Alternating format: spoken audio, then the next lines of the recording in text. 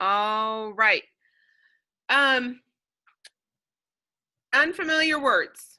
We talked about context clues in literature, right? In fiction stories and fiction texts this last week.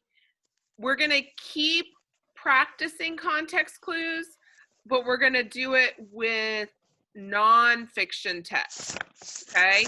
And sometimes that is a little bit tricky, even more so than fiction, because there are these things called academic words. Any guesses about what an academic word means?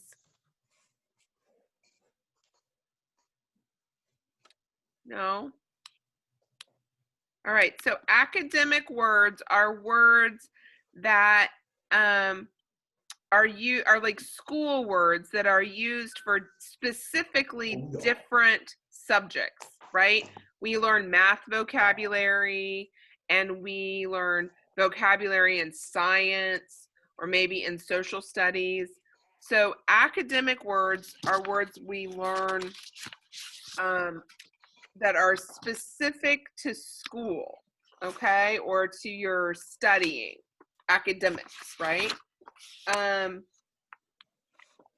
Who can remember some of the context clues that we talked about this week? Some of the ways that we can use. Good morning, Zoe, is that you? Hold on, I didn't see, who remembers some of the context clues, some of the ways that we talked about that we can use clues to figure out word meaning? We put them all, we spent a whole lot of time putting those puzzle pieces together. Lucy, what's one way? Oh, you're muted.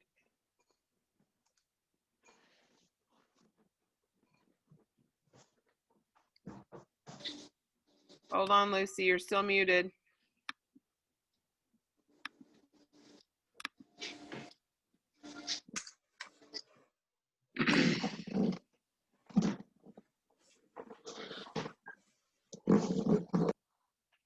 Did you unmute?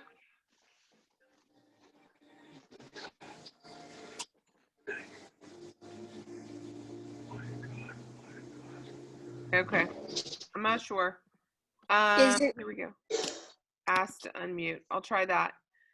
So we've got, right, we can use synonyms and antonyms. Those might be a little bit tricky if we're not sure about the academic vocabulary, but we can still use them. A lot of times in academic vocabulary, they will give us a definition or an explanation. Also,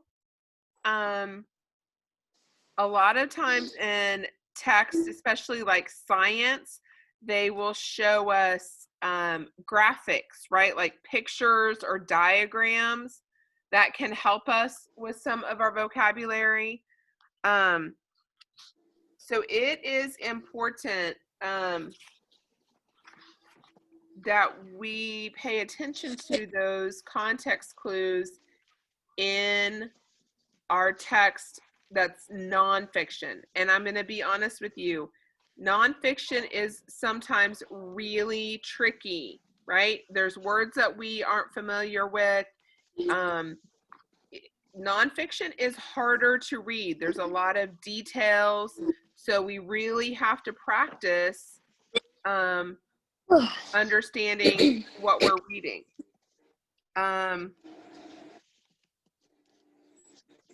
Hang tight. So I want you to get out that page that I gave you, right?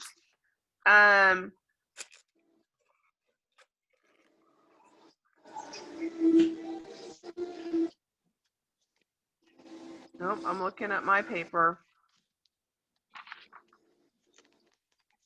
Okay, so let's look at that page that I gave you. And at the beginning, it talks about some of what I just said, right? Some words usually appear only in text in one subject area, right? So when we're studying rocks and minerals, right? We learned yesterday, if you were with me yesterday and we watched the video, what were the 3 kinds of rocks? Does anybody remember? Jackson. Igneous, metamorphic, and sedimentary. Oh, so close. Sedimentary, right? That's awesome. Now, those words, we don't use them all the time in everyday speaking, right? Those are domain specific. Those are just used about in science about when we study rocks, right? So that's what domain specific or a subject area means. Oh. And then other words are like academic words that might cross subject areas, but they're mostly maybe what we would consider school words, right? When we're studying or we're learning academics. And then we already talked about some of the clues, right? We might use synonyms, antonyms, examples, definitions, parts of the word. So I want you to read the passage where it says inventing the crane. And then I want you to circle the phrase conceived of, right? Those words are right there on your paper in front of you. Wait, can I go get a pencil? Yes.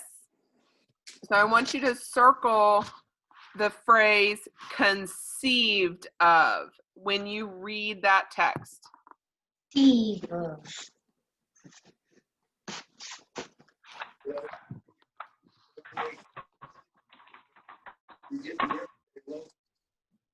See 0 try to wind them off. Don't freeze. Keep moving. We're going to try breaking them separate. Oh, conceived of. It's underlined. All right, give me a thumbs up when you've read the text. That little paragraph at the bottom of your paper. Thank you, Lucy. Thank you, Soli and Ariel, Jackson. Good job.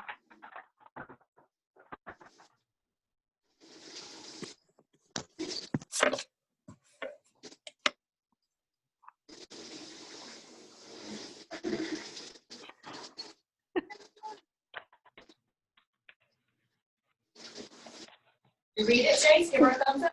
You read it.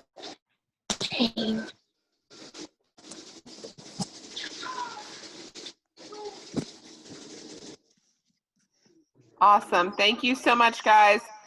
Way to listen and follow directions. All right, so the title is Inventing the Crane. What do you notice about the area around the text, or what did you notice in the text?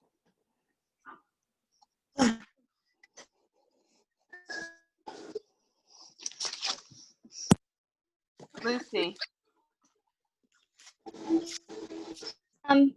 There's a picture that has captions, labels that are pointing to like what the name of it is. And it has a little box down at the bottom that says a modern crane is a compound machine too. Okay, so that is when a picture has labels like that, we call it a diagram, right? And you're right, and there's a little caption. So I'm going to read the text just like you did. I'm going to read it out loud and pay really close attention to any words or phrases around the conceived of, and then we're going to talk about that, right? All right, so inventing the crane. Ancient Greek engineers thought of ways to make new machines from older ones. For example, they conceived of and built a compound machine called the crane. Their idea combined the lever, pulley, and wheel and axle into one machine. All right, so on the second page that I gave you, we have a graphic organizer to help us kind of practice our thinking skills, right?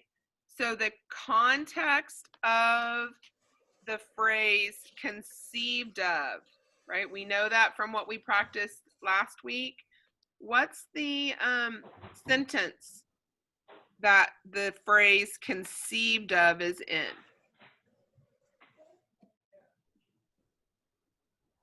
Right? When you underlined conceived of, what's the context of that word? Where's it? What's the sentence?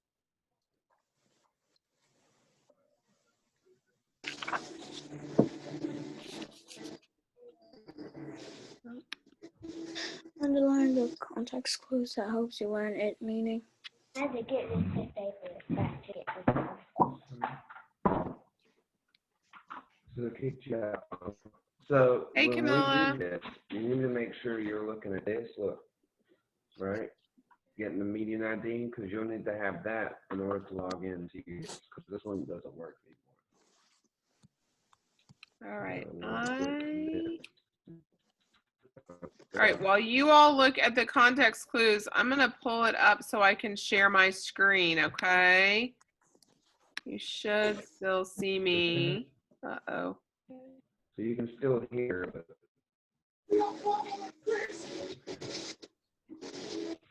can she hear you?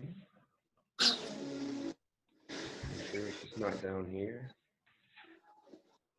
Here. You just took it out. So now,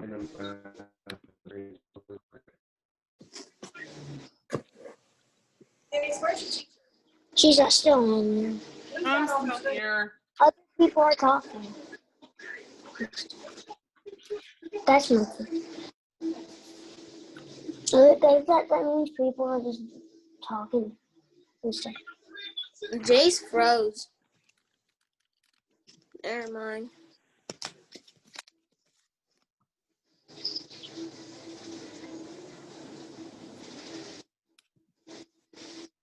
I thought I had this pulled up, guys. Thank you for being patient.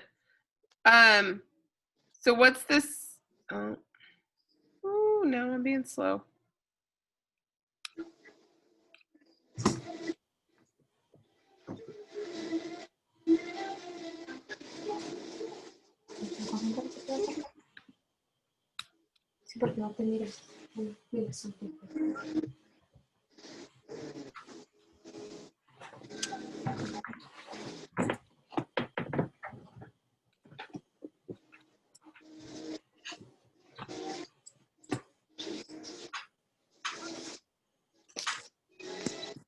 All right, I can't find my Zoom now. I have too many tabs open. There you are. All right, Camilla, I'm glad you're here with us. All right, I'm going to share my screen because I feel like maybe we're losing each other.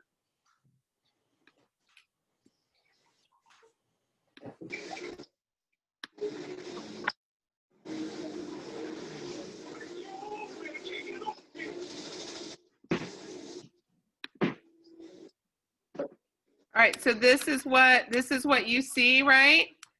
Yes. And this is what you see on the, oh, it's going crazy, right? And remember, our context just means where is that word or phrase in this sentence, right? And right here we have, for example, they conceived of and built a compound machine, right? That's the context. When I ask you, what's the context of the unknown word? You're just finding it in the sentence, okay? Now, what words or sentences right around that text, that context, helps you figure out what conceived of might mean? Just like we practiced in class, right? So if you can find some sentence or phrase near the context, let's talk about it. Why's yours colored?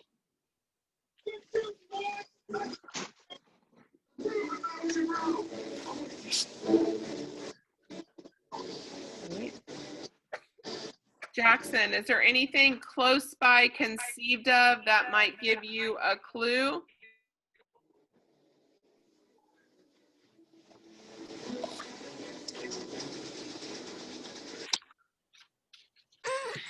They conceived of and built a compound machine called the crane.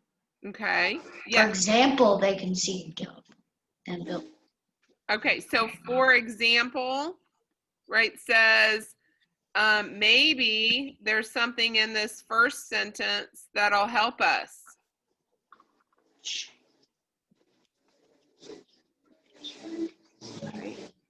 So what does that first sentence say? Lucy, what's the first sentence say? It says, ancient Greek engineers thought of ways to make new machines from older ones. Okay. So if the example is, if it says, for example, they conceived of and built a compound machine, then maybe in that first sentence, there's a hint about what conceived of would be.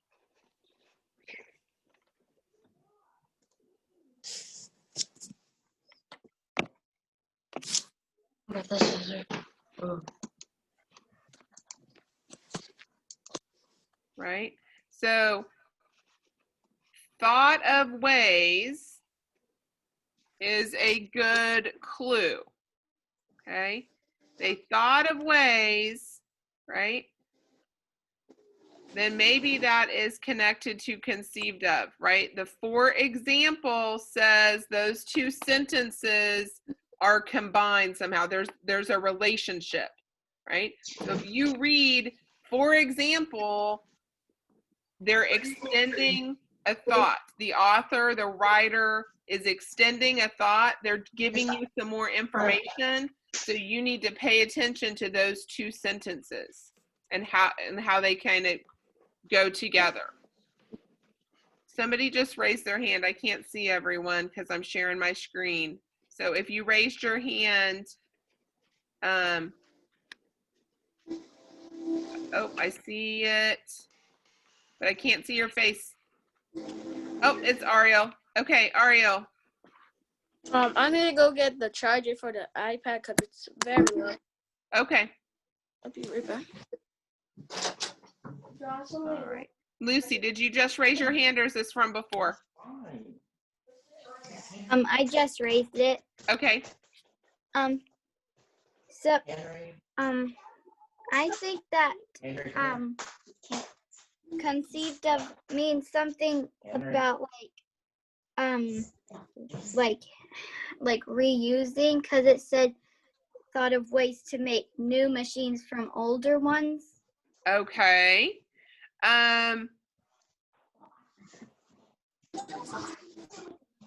So what does that last sentence in the text, what does that say? Their idea combined the lever, pulley, and wheel and axle onto one machine. Yes, into one machine. So they thought of ways, right? They thought of something and they were using new and old, right? We have to think about everything that we're reading. But did they just reuse the old stuff? Did they just like reuse the old stuff? Because in this last sentence, it says their idea combined, right? Yes, Several they did. different things. So what do we think? We know that they thought of something, and we know that they built something, and we know that they had an idea to put things together. Any helpful or ideas about what a possible meaning of conceived of might be?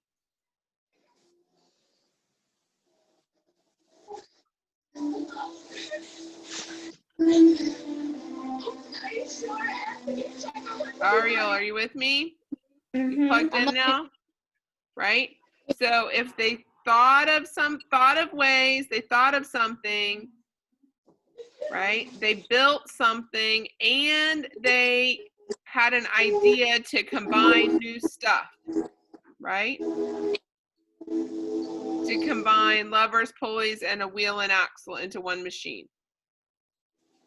Piper, any idea about what conceived of might be?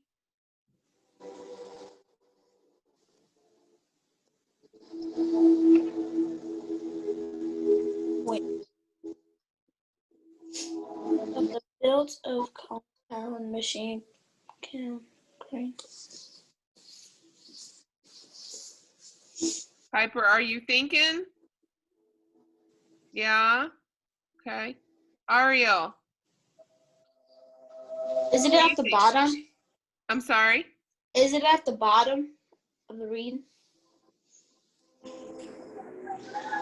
What do you mean? Like the worm. Convested of the build of compound machine can.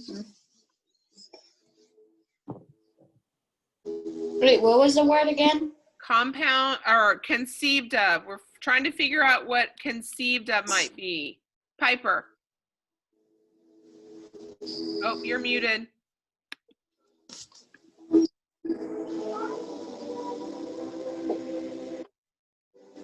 Something new. Something new.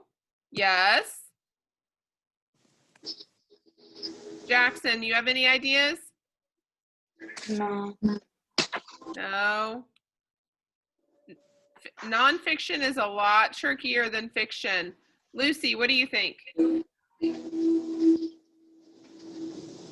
I think because it said, for example, they conceived of and built, so it might mean something to do with building, and putting stuff together to make something new. Right. So what if you are going to build something and put something together that's new, what do you have to do? Build. Conceive. Do you just go out there and start hammering stuff together? What do you have to do? Jackson. You have to compromise. Did I use that in the right sentence? Like maybe it means conversation. If the talk about it. Okay, so if you're talking about it, what are you doing? You're having a conversation. That's on how true. you're gonna build it. About what? Hold on, guys. About how you're gonna build it. About how you're going to build it. So when you're thinking about how you're going to build it, what are you doing? Planning. You're making a plan, right? So conceived of is, and when you make a plan, you have to think about things, right? Plan it out. And it's usually something that's new, like a new idea. It's not like if it's a habit or if it's something you already know how to do, you don't have to think about it so much. It's just normal, right? But if you're building something brand new, you've got to think of the idea, you have to plan it out, you have to figure it out, right? So that's conceived of. When you think of a new idea and you make a plan about it. Thumbs up. We got more practice to do with context clues in nonfiction text. But if we can master or get better at using those context clues and really thinking about what we're reading, it will make us much better readers, right? When we read fiction or stories, we read faster, right? And we can have like a movie playing in our brain about what's happening in the book or the text. But when we read nonfiction, we need to stop more often and really think about what we're reading so that we have a better understanding of it. Ariel, I see your hand. What time does this Zoom meeting end? We probably have maybe 10 more minutes, right? I'm going to stop sharing this and I'm going to switch gears to grammar. What's a grammar? Let me see. Not what grammar means.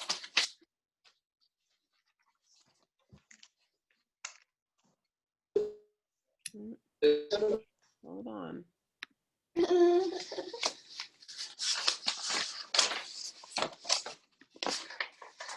I'm trying to finish this and do it.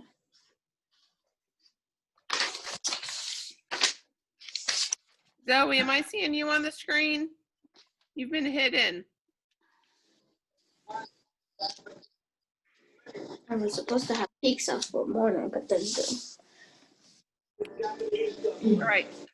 I'm gonna go quickly through this and we're gonna work more on our grammar when you're in class, and you will build more into your reading and language arts notebook. But I want to give you an intro into this. We're gonna talk about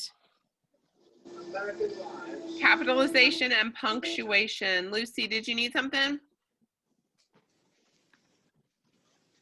Is my hand raised? It was. Oh, That's okay. I put it down. Uh-oh. I forget when I raise my hand, I forget to unraise it. Okay. So we're going to talk about capitalization and punctuation, and we're going to talk about first, I forget I can't tap my screen. 10 more minutes. Capitalizing names of people, right? Piper, yes, ma'am. I'm gonna finish this paper. I'm sorry, what? Are we gonna finish this paper? Keep it, and we'll go over the rest of it as practice in class. But I wanted you to have something to read through while you were at home. Now my Okay, blood. so put it back in your blue folder. You can bring it back to me. Capitalizing names of people. We talked about common and proper nouns. Oh, we've got that. Common and proper nouns. Common nouns, right, are just names of any person, place, or thing, right? And you only capitalize common nouns when they're at the beginning of a sentence, okay? Proper nouns are specific. They're a specific person, a specific place, right? Those are special words because they name something that's a particular person, place, or thing. And we always capitalize proper nouns. Right? Right? So the names of people. Sometimes a name of a person includes a title and also family titles like mom, dad, grandma, grandpa. We have lots of family titles that are used as a person's name, okay? Now, you only capitalize a family title if you're using it in place of the person's name, right? So I gave you some examples, right? Mr. Mihal. Mr. is his title, and we capitalize that, right?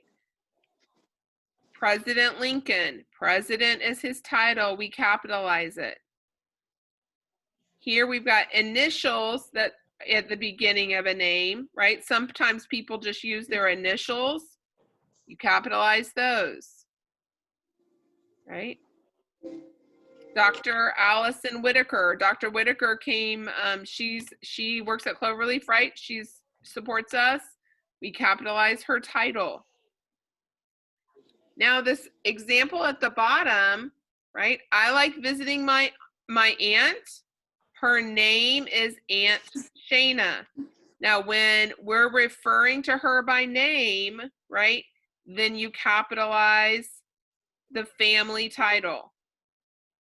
But if you're just using the word aunt and you're not referring to a specific person, then you don't capitalize it, right? We're going to put these notes in our reading journal so you have it as a reference to help you, because there's a lot of rules in the English language, right? So here, I'm gonna make this small again, and I want you, uh-oh, I stopped sharing and I didn't mean to do that. Try again. It was in there when I went in there.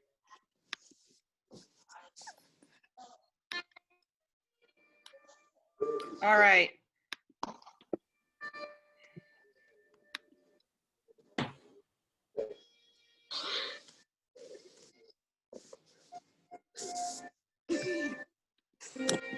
All right, so I want you to help me.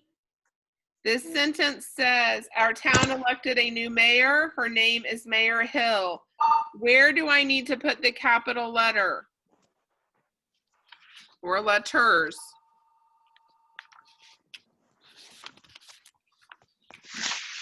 Piper.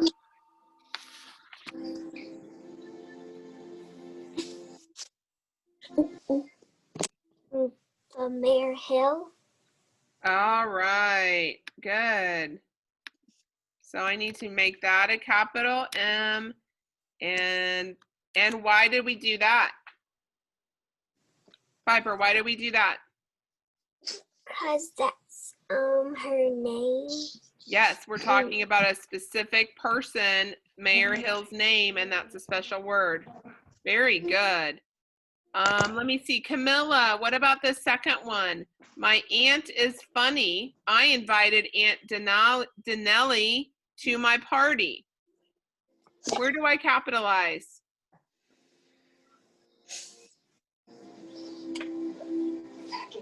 Denali. Okay, so that's a name. Yes. Any place else?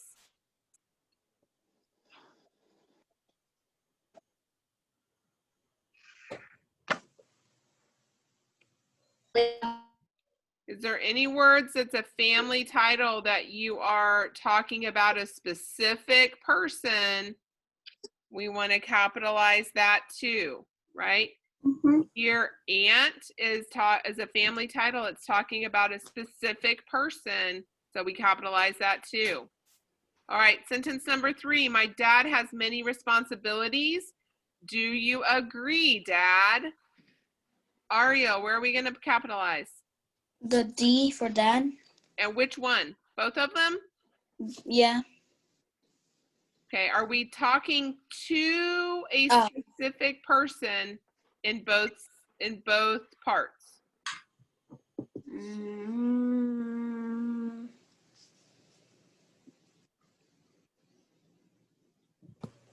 What do you think? No, we're not. Right? So here it says a dad has many responsibilities. That could be any dad anywhere, right? But in the second part, do you agree, Dad? We're talking to a specific person, about a specific person, so we want to capitalize that, right? And our last example, our uncle, Dr. Casillo, told us about a civil rights leader. Zoe. So it doesn't matter. I'm using it. No, you're mine. I got this for my birthday.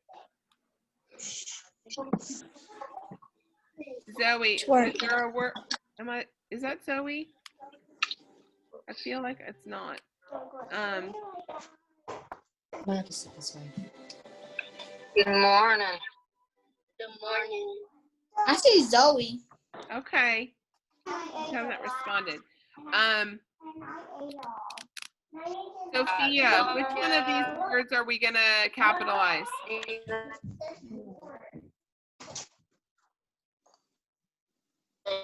Sophia, any idea where we're gonna capitalize? No? Zoe, any idea where we're gonna capitalize? No? All right. So we are gonna capitalize What? Because the computer. uncle because we're talking about a specific person, not just any uncle, but we're talking about Uncle Dr. Casillo. Okay, so doctor, uncle and doctor are both titles. One is a family title, and then the other is a different, as like his job, right? His education. So Uncle Dr. Casillo told us about a civil rights leader. All three get to be capitalized because they're talking about a specific person. All right, we're gonna wrap up. We've got more grammar, but we will cover that on when you come back to class. I hope I see everybody on just a couple of hours when we do our math call. Okay. Get on Canvas. You've got some work to do today. And I guess that's it. Have a fantastic morning, and I'll see you at 11:30. Ariel, what you need? Oh, never mind. I was gonna tell you if it wasn't gonna be 11:30. I'm sorry. I was raising my hand because I didn't know what time it was again. Yes, So 11:30. I. All right. All right, Piper, did you need something? Are you good? Good. Oh, sure. All right. Bye, guys. Have a great morning. See you in a bit. Bye. Wait, you have 3 dogs?